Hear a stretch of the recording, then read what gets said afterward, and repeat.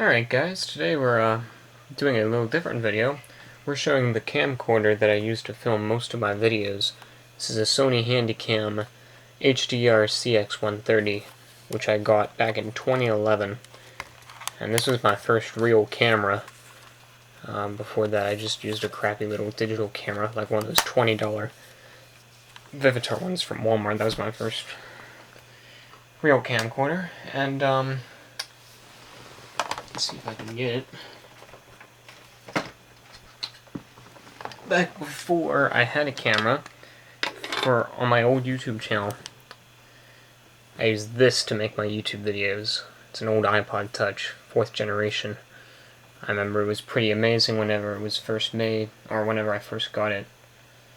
And now the touchscreen doesn't want to cooperate. Oh, there it goes. So that's what I used to film my first YouTube videos.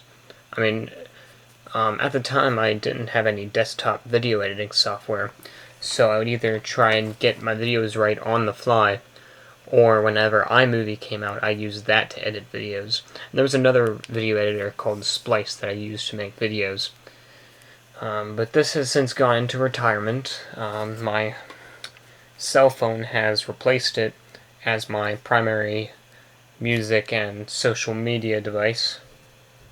And I don't even use social media that often anymore. I kind of used it for a while, but then it was I just stopped using it. So, this has pretty much been retired, and I'm probably going to sell it. Unfortunately, the screen's cracked, so held in place by the screen protector.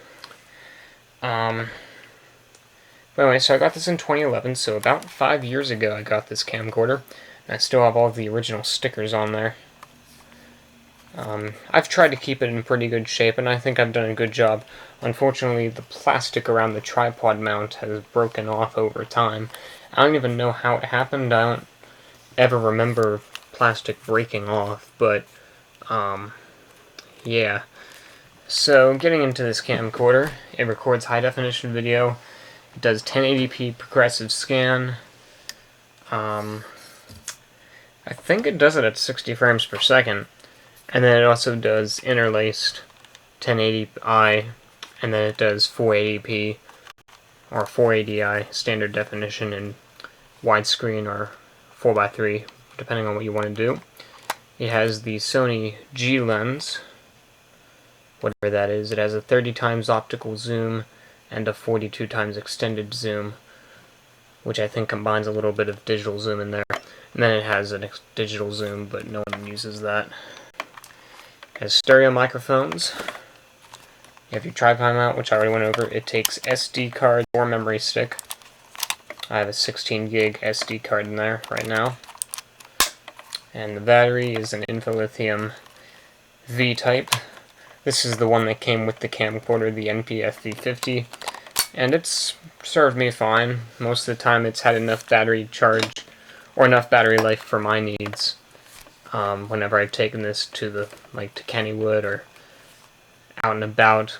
This is the camcorder I shot that short movie on. Well, this was the one camcorder I used. The other camcorder was a Panasonic Mini DV camcorder. You can find the video of my short movie on my channel. Up here you have a zoom rocker, which is variable speed, so you move it a little bit, or you can move it a lot.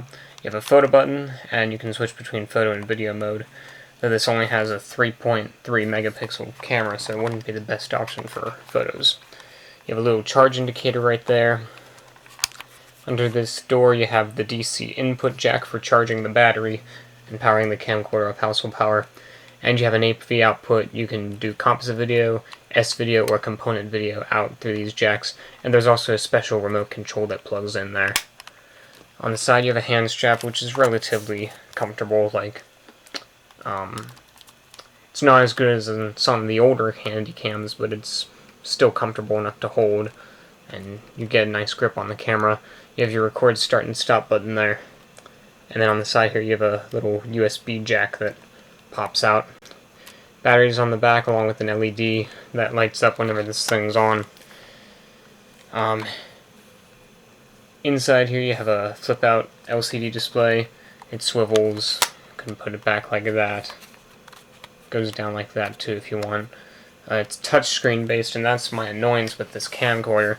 All the menus and all the controls are touch based. The only buttons you have on this are power and playback button to switch into playback mode. And then here you have another USB jack and a mini HDMI output. And then you also have an automatic lens shutter on the front. So that's really it for the features of this camcorder. Now I don't have the accessories like the battery or not the battery, the charger and the video cables nearby, but they gave you with this camcorder both composite video and component video cables. At least mine came with that, which is nice. And it still came with a physical manual, which is a nice bonus too. So you just turn on, when you get these, they're configured to just turn on when you open the lid or open the screen, but I changed the settings so it only comes on when I press the power button. Get the Handycam logo on the screen, and then in a moment we can do our video. And this has been my camcorder for filming most of my videos on this channel. There have been a few videos that have been shot on other camcorders. This one's being shot on a Digital8 camcorder in widescreen. And this is what annoys me with this camcorder. You have to do all the manual controls through the touchscreen. So if I want to change the exposure, I have to do that manually using the touchscreen. Or not manually, I have to do it through the touchscreen. Yes, I have to do it manually. And focus you have to do through there. It's just really annoying. So I mostly use this just for point and shoot stuff. I recently picked up this camcorder, and I can do a lot more manual controls on it through, like this has an actual focus ring on it and an exposure control. As you can see there, I was adjusting it. Plus it has an external microphone input, which is nice. This camcorder does not have that. And it also has headphone monitoring to monitor the sound, which I'm actually using right now. The only real downside is that the camcorder's microphone picks up a little bit of motor noise from the tape. But again, you can use an external microphone and get rid of that problem. And it has an accessory shoe, a hot shoe for adding a video light or whatever. I'll do a video on this camcorder eventually. But this camcorder has served me well. It records pretty decent quality video, and it does okay in low light. I've seen a lot of camcorders that can do better in low light with less noise. And unfortunately, most of Sony's Handycams don't even have night shot anymore. Only like the highest end ones have night shot now. But it's served me well. I've had it for about 5 years, and the battery still holds a good charge, which is impressive because I've used this camcorder heavily for lots of things, not just YouTube videos. I've taken it with me on school trips. I took it with me on the music trip this year and did a lot of filming in Chicago, which I have to upload to YouTube eventually. But yeah, so the battery still holds a very good charge. It still lasts me about 2.5 hours, which is around what it lasted when it was new. So that's impressive that after 5 years of almost constant use, the battery is still good. But then again, this camcorder's battery is 15 years old and it still holds a good charge. So anyway, hope you guys enjoyed the video. I'm not going to demonstrate test footage of this camcorder because in order to see how the video quality on this thing looks, you can just look at almost any other video on my channel because most of them were shot on this camcorder. There were like maybe 1 or 2 that were shot using different cameras. Like some of my videos I've used my phone for because it has an okay HD camera. It's not the best, but if you just want to pull it out and start recording, it's pretty easy to do that. And then I think a couple of them I did on a Sony point-and-shoot camera. I have some of the ones that are in full screen standard definition. But the vast majority of my videos were shot in high definition on this camcorder. Well, not all in high definition. Sometimes I just record in standard definition, especially if I'm editing. My computer can handle HD video, but it's a lot faster to work with standard definition, plus the video files are smaller.